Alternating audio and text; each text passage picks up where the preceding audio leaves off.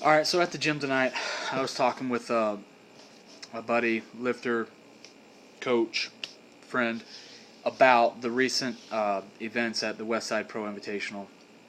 And we're talking about the squats, and we were talking about, does the lifter, are they at fault? Should they be defended? Et cetera, et cetera. He brought up some good things, and then there were some things that I disagreed with. But I do want to say real quick, he did bring up a very good idea about some steps that we can take to get on the road or the path towards potentially having a governing body over powerlifting that would have the power to say, okay, these are the rules that you have to follow. If you don't like it, then you can't be a part of this group. We approve lifts, we disapprove lifts, we approve records, etc., etc. So his idea, I think, would get us going in the direction towards that. How long does that? How much time do we need for that to happen? I don't know, but he came up with a really good idea. So Tony Passarella is the guy that I talked to tonight, by the way, and he's the guy you'll hear on some of the powerlifting streams within the USPA. He was actually talking, doing the commentating on the Westside Pro Invitational that we talked about today. So I just wanted to throw that out there. It was a great idea. I'm not going to steal his thunder by sharing it. I'm going to let him share it. It was a great idea. I think you guys will like it. I think you'll agree. All right, so this video is about defending the lifters who are performing lifts that are not legal, and do they deserve to be should they be held accountable? In my opinion, yes, and there's one main reason why, and I'm not just going to say this main reason, but I'm going to get into some other things that go with it. But because they know the rules, they know what the rule book says in whatever federation they're competing in, and if they don't, that's their fault too. But they know that every powerlifting federation says something to the effect of the hip crease at the top of the thigh needs to pass below the top of the knee for the squat to be legal. Every federation has some kind of rule in their rule book for the squat that sounds like that. So these lifters, that alone says, hey, they know they should be held accountable.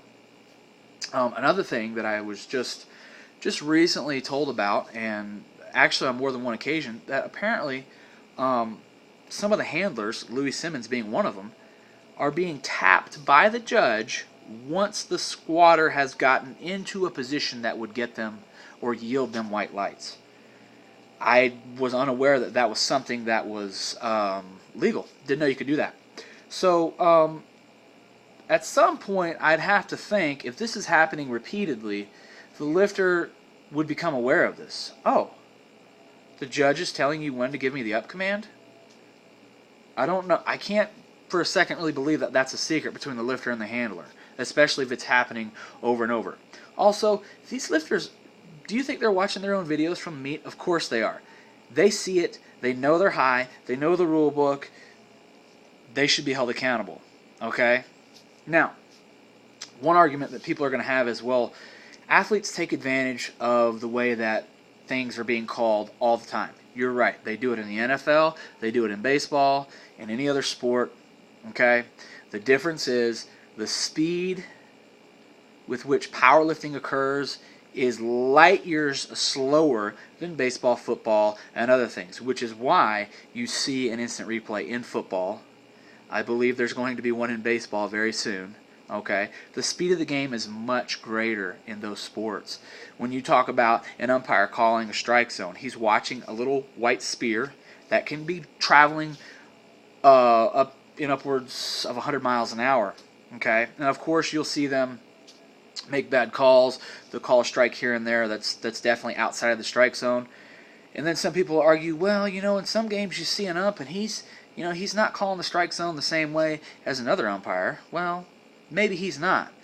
But we're not talking about a huge margin here. We're talking maybe 1 or 2 inches, okay?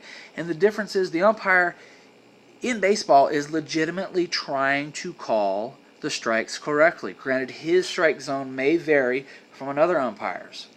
But we're not talking about this much. We're not talking about 6 inches.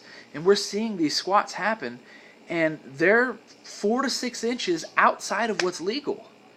they're not even parallel. They're here and they're getting white lights. They're supposed to be here, this being the hip crease, this being the top of the knee, and they're here. That's a huge margin. Plus, they are moving very slow. How hard is it to call that? It's not hard. Okay? So, my point is, these guys are going to these meets. They see themselves squat. They're doing it over and over again. How can you not fault the lifter? How can you not fault them for that? Okay? Again, it's very easy to judge powerlifting. Instant replay is not necessary. Would it be helpful in some cases? Sure. But in most cases, the human eye can judge that speed pretty accurately. It's not like these sports like football where stuff happens so fast that, oh, well, we need to get a replay and we need to slow it down and zoom in and see. It's not like that. It's very slow. It can be judged correctly and consistently with the human eye and the human eye alone. And we should not see these huge disparities. So you really can't compare sports that involve a ball with powerlifting because the speed with which they're done is very different, not even close. In closing, these lifters that are repeatedly doing this, staying in federations where they know they can get these lax calls, they should be at fault. They know what they're doing, okay? And I'm gonna say one more thing, and I know this is gonna rustle some jimmies. Dave Hoff is receiving a lot of flack, and I really think the reason why is because of that incident where he stuffed his shirt. Had he not done that, I think he'd be given a little bit more credibility and people wouldn't be hating on him so much. Okay? So, that's really all I have to say. Comment, tell me what you think. I hope we can get this worked out, and I hope we can get away from the nonsense and we can see these guys in gear do the lifts correctly, because it's impressive. Okay? Go to an equipped meet and watch guys that lift a lot, 700-800 pound benches, 1,000-pound squats. When they do it correctly, it's impressive to watch. It's great. I think it's great for the sport. It's bad for the sport when it's done incorrectly, and it's done incorrectly on purpose and records are being broken. That's bad. Okay? Because the rules, we're all under the same rules. You can't argue that. Go read the rule books, and you'll know what I'm talking about. We're all judged the same. Therefore, we should all lift the same. It's what's best for the sport.